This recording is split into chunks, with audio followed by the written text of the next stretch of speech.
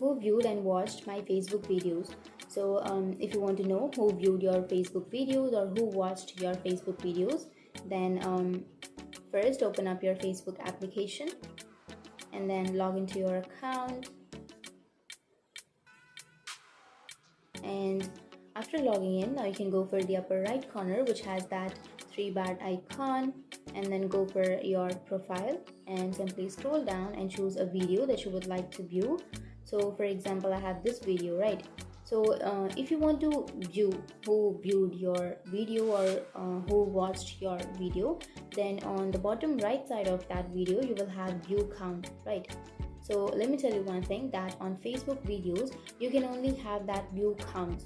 You can't see the persons who watched that video. You won't get the account of those persons. So you can only view the count on your video but not the person who viewed your video. So that's it, and if you have any questions, feel free to comment below. Thanks for watching.